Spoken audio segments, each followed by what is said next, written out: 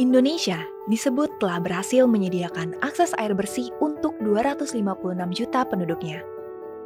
Namun, menurut data BNPB dan Kementerian Pekerjaan Umum, masih ada 28 juta orang yang belum menikmati akses tersebut, termasuk sebagian warga Jakarta. Di kawasan pesisir ibu kota, tepatnya di Cilincing, air bersih justru menjadi kebutuhan yang sulit dipenuhi.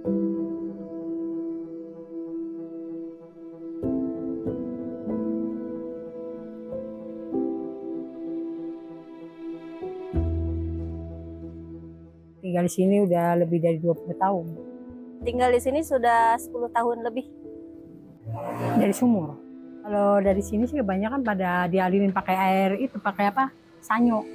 Ya untuk mandi sama nyuci aja, nyuci piring gitu doang. Tapi kalau emang lagi kotor ya kotor, tapi waktunya bersih-bersih gitu. Setiap ada air hujan kan itu dimanfaatkan untuk menadangin air, untuk kayak nyuci, ya kan lumayan aja. Kalau untuk pribadi belum ada pump pribadi. Ya sebenarnya sih pengen punya sendiri, cuman kan keadaan kita masih ngontrak. Ya mungkin lebih sehat ya, namanya kan berbeda air ya. Kalau air bersih itu kan namanya buat kita mandi, buat kita apa kan enak ya. Lain namanya air sumur itu kan dari bawah kita nggak tahu kotor bagaimana, belum ke apa ya namanya, buat dari kesehatan kan belum tahu gitu. Cuman kalau misalkan laut lagi pasang nih, jadi air sumur sama sekali nggak bisa dipakai, asin. Soalnya kan posisinya dekat laut. Sering sih sebenarnya komplain ya, cuman kan dari sananya kadang responnya tidak sesuai yang kita harapkan. Jadi lebih baik kita daripada terus-terusan komplain kan, adalah lebih baik beli saja dari tukang air. Di tengah keterbatasan, harapan tetap hadir bersama suara decit roda dari gerobak tukang air bersih keliling.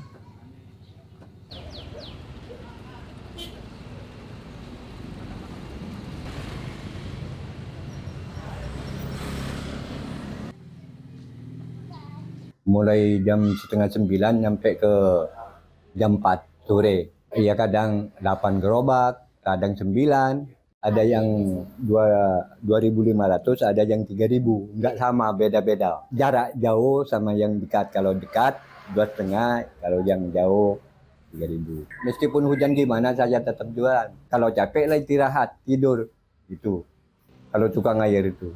Panas hujan terus keluar, maksudnya kalau nggak keluar apa jadi untuk makan, untuk gimana kan gitu ya. Kalau agak rame ya alhamdulillah ya ada, maksudnya gitu pendapatan ya. Kalau sedikit ya sedikit kecil juga gitu pendapatan dari itulah, dari ramenya pelanggan. Kalau dulu saya langganan banyak itu deh, kalau sekarang sudah itulah 8 jalan 9 jalan, dulu 20. Kan jauh kan bedanya juga. Maksudnya belinya nggak banyak, cuma satu pikul. Karena apa? Banyak sumur. Di belakang itu sumur banyak. Airnya bagus, bersih juga. Gitu.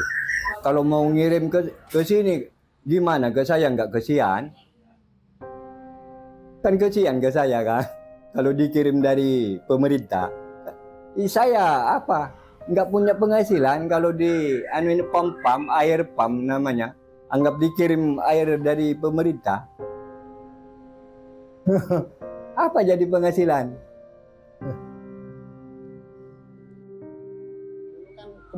Kebutuhan air bersih kurang untuk daerah Cilincing. Kadang kan ada beberapa rumah nggak punya pam jaya tuh, otomatis belinya di sini. Kalau harga airnya per drigennya, kalau saya hitungnya drigen ya, nggak semuanya sama harganya. Kalau untuk yang kecil-kecil itu 1.000. Kalau yang masyarakat yang beli lagi beda lagi harganya, bisa 2.000 per drigen.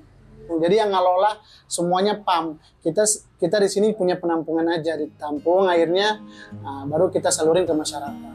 Itu penampungannya di mesinnya tetap di luar. Itu kan ada selangnya dari kita masukin ke penampungan aja, penampungan bak air gitu. Itu kan kalau kita mau buat penampungan itu harus ada izinnya dari Pamjaya. Jadi kita punya izin dari Pamjaya, itu ada syarat-syaratnya juga untuk istilahnya bisa berjualan air seperti ini, itu ada syaratnya. Apa kebutuhan masyarakat itu masih banyak atau istilahnya udah nggak banyak lagi gitu. Kalau masih banyak, makanya kita masih dikasih izin. Harapannya ya jalan terus airnya ya saya gitu. Biar bisa habis itu ada penghasilan karena usaha cuma ini doang gitu.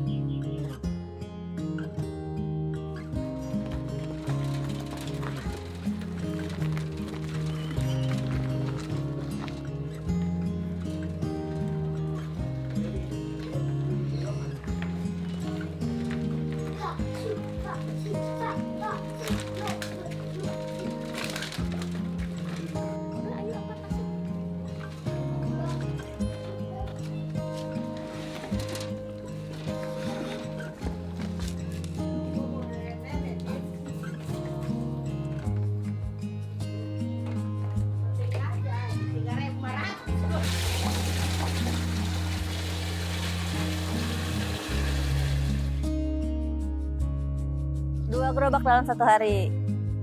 5.000 satu gerobak, isinya 5 grigen, 20 liter.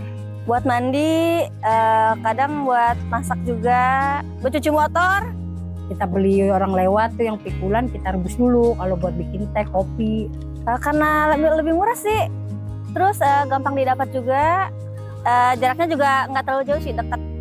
Ya kalau untuk saya karena saya kan nggak terlalu sering juga ya beli ya, mungkin kalau bagi saya sih ya insya Allah nggak keberatan gitu. Maksudnya nggak digunain bener-bener full sehari gitu semua pakai itu kan enggak.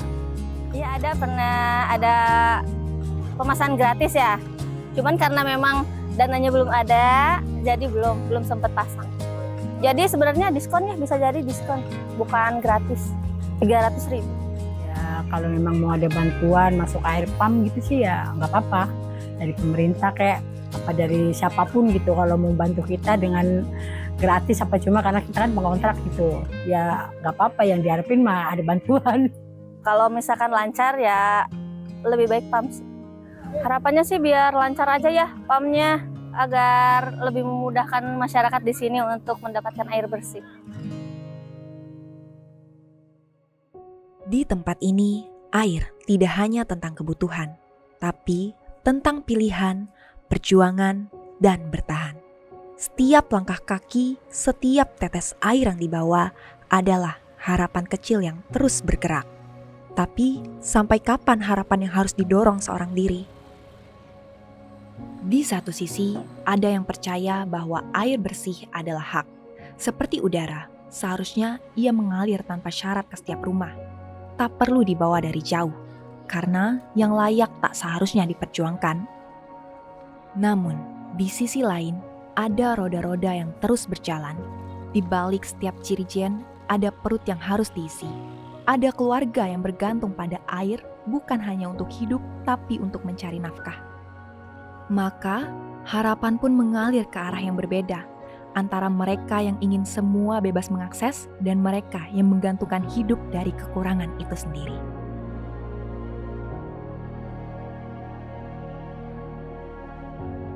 Di tengah langkah yang terus berjalan, bisakah harapan tumbuh tanpa ada yang harus dikorbankan?